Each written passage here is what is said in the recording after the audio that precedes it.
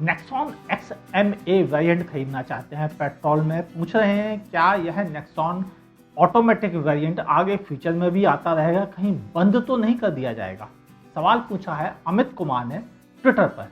मेरा Twitter ID नीचे आपको दिख रहा होगा, आप भी उस पर सवाल पूछ सकते हैं अमित जी की तरह से। अमित जी, सवाल का जवाब यह है कि नेक्सॉन XMA में जो ऑटोमेटिक सिस्टम जिसे आप कह रहे हैं वह एक्चुअल में AMT है। AMT और ऑटोमेटिक सिस्टम में क्या डिफरेंस होते हैं, अगर आप यह जानना चाहते हैं तो ऊपर आई बटन पर क्लिक करके देख सकते हैं। अब AMT की बात कर लीजिए, यह बंद तो नहीं हो जाएगा। इस AMT को बनाती है मैग्नेटी मेरेली और यह कंपनी फिएट और मारुति सुजुकी का जॉइंट वेंचर है और हरियाणा के मानेसर में इनकी फैक्ट्री लगी हुई है। यहीं पर यह बनते हैं और बनने के बाद इनके AMT सिस्टम को मारुति सुजुकी, टाटा मोटर्स, रेनो जैसी कंपनियां इस्तेमाल करती हैं। यानी यह AMT सभी मैन्युफैक्चरर मिलके खरीदते हैं, क्योंकि ओरिजिनल ऑटोमेटिक जो होते हैं, जिन्हें असली ऑटोमेटिक कहा जाता है, वह इंडिया में कोई भी कंपनी मैन्युफैक्चर नहीं करती है। AMT को इसके अलावा हुंडई भी मैन्युफैक्चर करती है और वह भी इंडिया में, लेकिन वो भी AMT ही मैन्युफैक्चर करती है, ऑटोमेटिक नहीं। उम्मीद है अब आपको आज कुछ और भी जानकारी मिली होगी। इसका मतलब सीधा सीधा यही है कि नेक्सॉन ऑटोमेटिक कम AMT आता रहेगा और इसके बंद होने का कोई रीजन नहीं है, तो निश्चिंत होकर खरीद लीजिए। अब बढ़ते हैं अगले सवाल की तरफ, जो मुझसे पूछा है रमन कटारिया ने। रमन कटारिया ने मुझसे यह सवाल फेसबुक पे पूछा है और फेसबुक आईडी आप जानते ही हैं, नहीं जानते हैं तो सर्च कर लीजिए आस्क कार गुरु। स्कोडा रैपिड राइडर या Honda amaze V variant petrol में, इन दोनों में से कौन सी बेटर रहेगी रिफाइंड इंजन और लॉन्ग टर्म यूज के हिसाब से? रिफाइनमेंट ऑफ इंजन के बारे में अगर मैं कहूँ तो मेरी नज़र में दोनों कारें नियरली एक जैसे ही हैं। लॉन्ग टर्म यूज की बात करें तो स्कोडा रैपिड राइडर जो वेरिएंट आप सेलेक्ट कर रहे हैं वह सॉलिड बिल्ट है, तो लंबे समय तक टिकेगा, कोई कमी नहीं मिलेगी कार में सॉलिड होने की वजह से, यानी लॉन्ग लास्टिंग रहेगी। अमेज ठीक ठीक है, लेकिन वह स्कोडा रैपिड की तरह से सॉलिड नहीं है, तो थोड़ा तो एज कम होगी। अब और कुछ जानना चाहते हैं तो वह ये कि सर्विस कैसी है। सर्विस डेफिनेटली होंडा की थोड़ी बेहतर है और स्कोडा की थोड़ी महंगी है। बेहतर तो है लेकिन महंगी है। ओवरऑल मेरा सजेशन स्कोडा रैपिड राइडर। हाँ, अगर आप भी सवाल फेसबुक या ट्विटर पे पूछना चाहें तो पूछ सकते हैं मुझसे, मैं रिप्लाई देने की पूरी कोशिश करता हूँ। यूट्यूब पे सवाल ज़्यादा होते हैं तो कुछ छूट जाते हैं, लेकिन फिर भी बहुतों को रिप्लाई करता हूँ। सवाल पूछा है शशि कुमार तिवारी ने, कह रहे हैं कि मैं एक आर्मी से हूँ। आर्मी से हैं तो मेरा सलाम कबूल कीजिए। मुझे कैंटीन प्राइस पर 5 से 7 लाख रुपए तक फैमिली कार लेनी है। कभी कभी लॉन्ग टूर पे भी जाना पड़ता है, माइलेज भी अच्छा होना चाहिए, कौन सी कार लूँ? 5 से 7 लाख रुपए की रेंज में बहुत सारी कारें आ जाती हैं, इवन सेंट्रो, टियागो और अल्ट्रोज और फ्री स्टाइल, बलेनो, बहुत सारी अमेज, ये सब अवेलेबल हो जाती है इस प्राइस पर।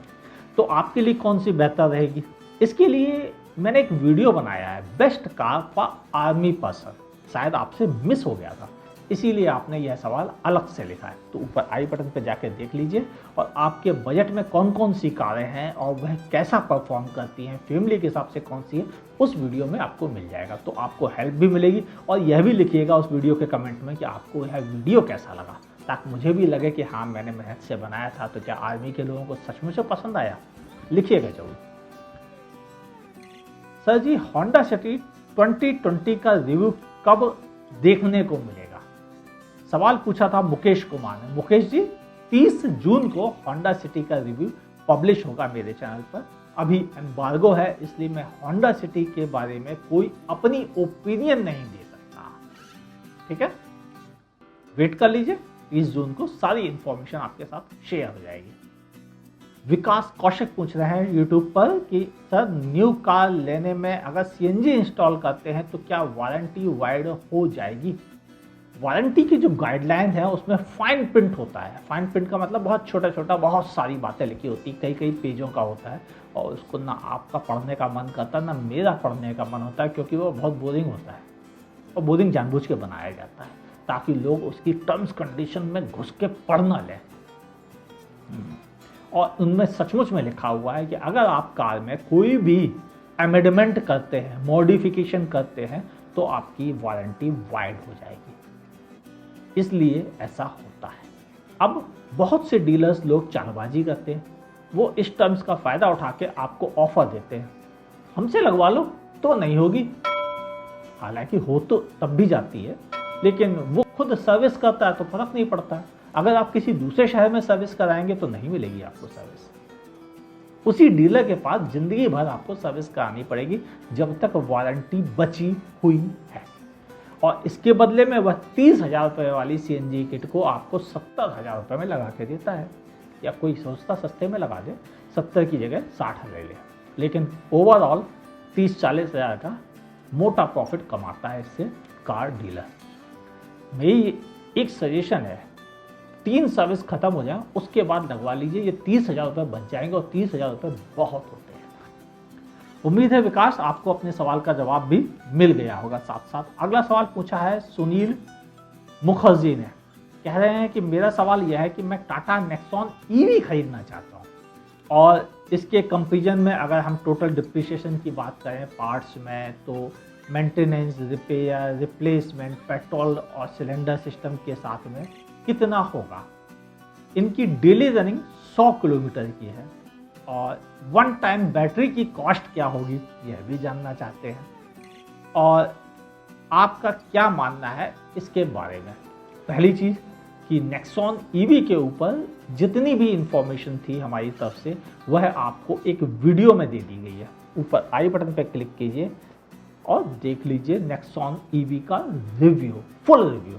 अब बात आती है कि आपको क्या इलेक्ट्रिक कारों के बारे में जो डाउट है उनका क्या, क्योंकि आपके सवाल बहुत ज़्यादा हैं। इनको 1-2 लाइन में मैं या आधे मिनट में या 1 मिनट में रिप्लाई नहीं कर पाऊँगा। इनके लिए आप मेरे चैनल पर जाकर आपको प्लेलिस्ट देखनी होगी इलेक्ट्रिक कार्स की। उसमें आपको मेंटेनेंस किसका ज़्यादा किसका कम, कितनी लाइफ होती है बैटरीज की, कैसे बदलती हैं, कैसे काम करती हैं, क्या फंक्शन है, कितना डिफरेंस आता है, यह सारी इन्फॉर्मेशन वहाँ पर मिल जाएगी। और साथ ही आपको एक वीडियो मिलेगा पेट्रोल वर्सेस इलेक्ट्रिक कार का। तो आपके जो भी डाउट है वो वहाँ क्लियर हो जाएंगे, क्योंकि आपके पास सवाल इतने हैं तो रिप्लाई भी इतने ही चाहिए और 1 मिनट में देना मुश्किल होगा। तो आप देख लीजिए तो आपको मैक्सिमम रिप्लाई मिल जाएंगे। 100 किलोमीटर चलने के लिए मेरी तरफ से थम्स अप, नेक्सॉन EV अच्छा प्रोडक्ट है। अगर आप यह सोच के ले रहे हैं कि वो देशभक्ति के पॉइंट ऑफ व्यू से, तो आपको क्लियर कर दूँ, नेक्सॉन EV में कार की लोहे की बॉडी और उसमें लगी हुई सीटों के अलावा सारा मटेरियल चाइना से इंपोर्ट होके आता है।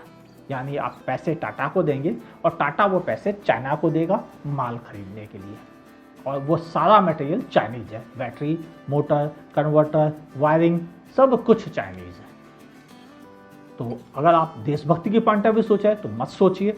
यह कार मेड इन इंडिया या असेंबल्ड इन इंडिया होने के बावजूद भी 70% चाइनीज ही है। तो मेरी रिकमेंडेशन इस पॉइंट ऑफ व्यू पे बिल्कुल नहीं है। हालांकि इंडिया में सिर्फ टाटा ही नहीं चाइना से पार्ट इंपोर्ट करता है, इंडिया के लगभग हर मैन्युफैक्चरर चाइना से पार्ट इंपोर्ट करते हैं। लेकिन नेक्सॉन EV में यह इंपोर्ट का रेशियो बहुत ज़्यादा है, यानी लोकलाइजेशन बहुत कम है और बाकी सारा पार्ट्स बाहर से आता है। तो इसलिए सोच समझ कर। लेकिन अगर आप कहेंगे कार रिकमेंडेड है या नहीं, तो मेरा जवाब है रिकमेंडेड है। बढ़ते हैं अगले सवाल की तरफ। जो सवाल मुझसे पूछा है शानू सतपति ने। कह रहे हैं कि मैं टियागो मुझे मिल रही है, 8,000 किलोमीटर चली हुई है और वह भी 3.5 लाख की मिल रही है। इसके साथ साथ मुझे फोर्ड एस्पायर डीजल भी टाइटेनियम वेरिएंट मिल रहा है, वह भी 3 साल चला हुआ 25,000 किलोमीटर चल चुकी है, उसकी भी कीमत 3.5 लाख रुपए है। लेकिन टियागो में एयरबैग नहीं है। हाँ, यह सच है कि पहले टियागो में एयरबैग नहीं आते थे, लोअर वेरिएंट में सिर्फ टॉप में आते थे। लेकिन अब आप खरीदने जा रहे हैं तो मैं कहूँगा कि मत खरीदिए। बगैर एयरबैग के कार के एक्सीडेंट होने के बाद बहुत ज़्यादा चोट लगने की संभावना होती है। इसके मुकाबले एक और वजह, इंजन भी फोर्ड एस्पायर का कहीं ज़्यादा बेहतर है टियागो के मुकाबले, और डीजल की परफॉर्मेंस भी बहुत शानदार है। अगर दिल्ली NCR में नहीं रहते हैं आप, जाके फोर्ड एस्पायर डीजल खरीद लीजिए, ज़्यादा बेहतर डील रहेगी। थोड़ा बार्गेन कर लिए तो हो सकता है 10-20 हज़ार रुपये और बच भी जाएं आपके। ठीक है सानू, अब अगले सवाल की तरफ पढ़ते हैं। पूछा है पलक चौधरी ने, कह रहे हैं मैं होंडा सिटी 2020 और होंडा वर्ना 2020 दोनों को खरीद मैं कंफ्यूज हूँ और उसकी वजह है होंडा की after sale service versus Honda की आफ्टर सेल सर्विस में कौन बेहतर है। ओके, अगर आफ्टर सेल सर्विस की क्वालिटी की बात की जाए तो दोनों की ऑलमोस्ट बराबर है। होंडा की भी अच्छी है और होंडा की भी अच्छी है। जब दोनों ही अच्छी हैं तो यहाँ पर टाई हो गया। बस एक डिफरेंस है, वो डिफरेंस ये है कि होंडा के सर्विस सेंटर की गिनती जितनी है उससे 3 गुना सर्विस सेंटर होंडा के पास है, तो आपके पास ज़्यादा बड़ा नेटवर्क जरूर मिल जाता है होंडा में। अब दोनों में से कार कौन सी बेहतर है, तो कार तो होंडा सिटी बेहतर है, इसमें दूसरा डाउट नहीं है। बस अंतर क्या है कि होंडा सिटी की आज की तारीख में प्राइसिंग नहीं पता है, इसकी वजह से मैं यह नहीं बता पाऊंगा कि आपको कि कितनी ज़्यादा महंगी है और उतनी महंगी जस्टिफाइड है वर्ना के मुकाबले या नहीं। अगर आपको का मन वर्ना के टॉप एंड मॉडल खरीदने का है तो रुक जाना बेहतर है लॉन्च तक, और अगर टॉप एंड नहीं लोअर वेरिएंट पे रहना चाहते हैं तो वर्ना खरीद लीजिए। होंडा सिटी का वेट करने का कोई फायदा नहीं होगा। उम्मीद है अब आपको पूरा रिप्लाई मिल चुका है। अब बढ़ते हैं अगले सवाल की तरफ। पूछ रहे हैं Piyush Ranjan, made in China and honour of China but made in India, what to do, क्या करें। पीयूष रंजन, पीयूष, एक कार अगर इंडिया में मैन्युफैक्चर होती है तो उस फैक्ट्री में सारे इंजीनियर्स इंडियन होते हैं, सारे मजदूर इंडियन होते हैं, यानी उन इंडियन भाइयों को रोजगार मिलता है।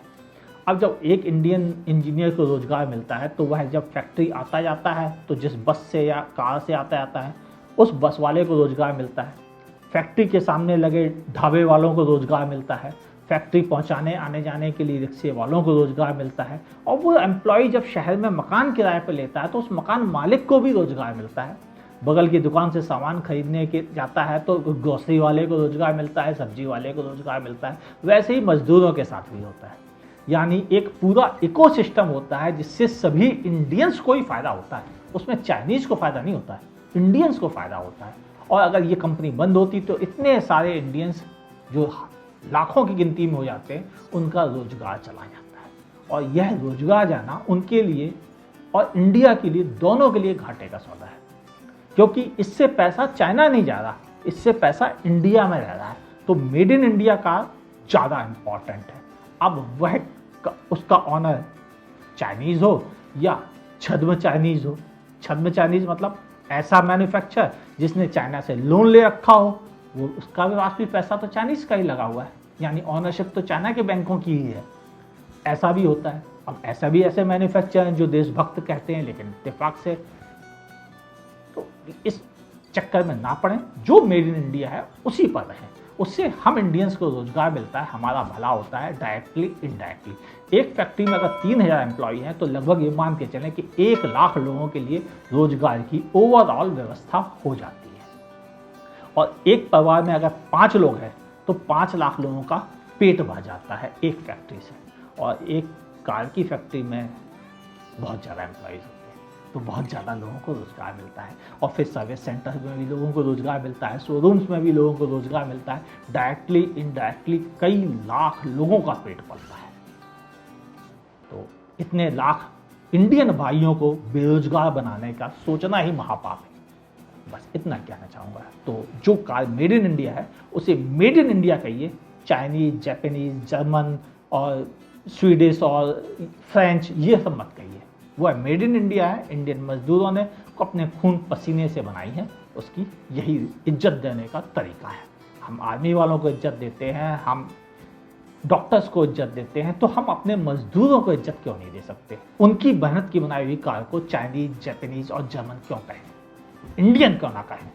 और यही मेरी देशभक्ति है। आपकी क्या है उसे आप बेहतर समझें। उम्मीद है मेरी किसी बात से आपकी भावनाओं को ठेस नहीं लगी होगी, क्योंकि सच सच ही है मेरी नज़र में, हो सकता है आपकी नज़र में कुछ और।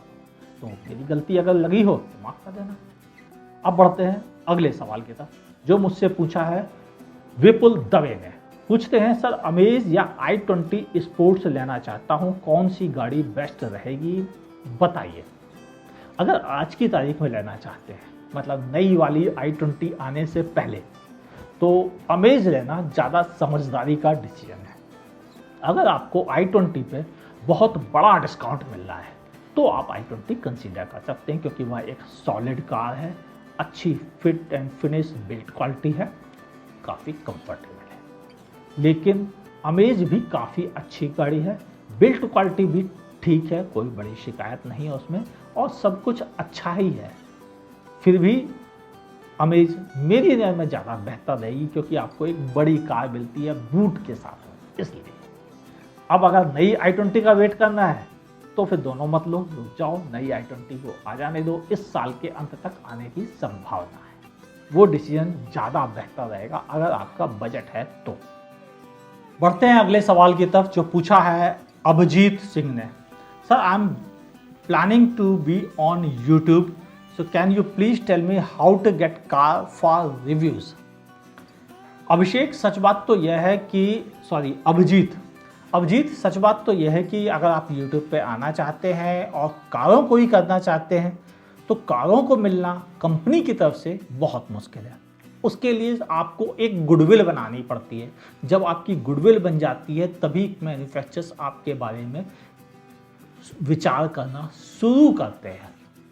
और वो गुडविल कैसे बनती है कि आपके सारी कारों के रिव्यूज़ अनबाइज्ड हों। अगर अनबाइज्ड नहीं है किसी के भी, तो वो क्या कोई भी कंपनी आपको सपोर्ट नहीं करेगी, वो समझ जाएगी आपका माइंड सेट। तो सबसे पहला अनबाइज्ड होइए।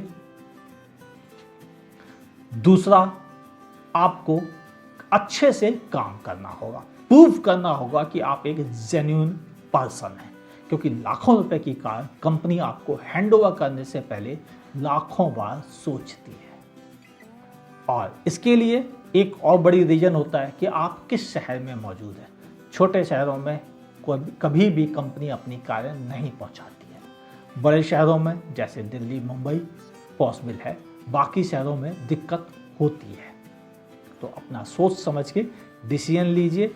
अगर कार को ही मेन मुद्दा बनाकर YouTube चैनल चलाना चाहते हैं और जितनी आपकी जानकारी होगी कारों के बारे में ज़्यादा, उतना ही बेहतर रहेगा। मेरी तरफ से गुड लक, कोशिश कीजिए, कोई बुराई नहीं है। हाँ, लेकिन सक्सेस मिलेगी नहीं मिलेगी यह ऊपर वाले पे छोड़ दीजिए। अपना कर्म करते रहिए जैसा कि गीता में लिखा है। उम्मीद है अब आप मेरा पॉइंट समझ गए होंगे। थैंक यू अभिजीत अपना सवाल पूछने के लिए। यह तो था आज का आखिरी सवाल। उम्मीद है मैंने सभी सवालों के जवाब अपनी ईमानदारी से दिए होंगे। फिर भी बहुत से सवाल आप लोगों के आते हैं जिनको मैं रिप्लाई नहीं कर पाता हूं। ऐसे सवालों की संख्या कई हज़ार में रोज होती है, तो मैं अकेला हूं इसलिए नहीं कर पाता हूं। उम्मीद है आप मेरी इस प्रॉब्लम को उतने ही मन से समझते होंगे जितने मन से आप सवाल पूछते हैं। ये वीडियो कैसा लगा? अच्छा लगा हो तो लाइक का बटन दबाइए, नहीं अच्छा लगा है डिसलाइक का बटन दबाइए। लेकिन सोचिए इतनी मेहनत की गई है आपके साथ तो एक लाइक बनता है। मैं अमित अपने प्रोग्राम में न्यूज़, रिव्यूज़, आपके क्वेश्चन आंसर और ऐसी ही नई नई कारों के बारे में ढेर सारी इन्फॉर्मेशन आपके साथ शेयर किया करता हूँ। रेगुलर देखना चाहते हैं हमारे वीडियोज़ तो हमारे चैनल को सब्सक्राइब कीजिए, बगल में दी हुई नोटिफिकेशन बेल भी दबाना ना भूलिए। मुलाकात होगी हमारी और आपकी अगले वीडियो में। देखते रहिए आस्क कार गुरु।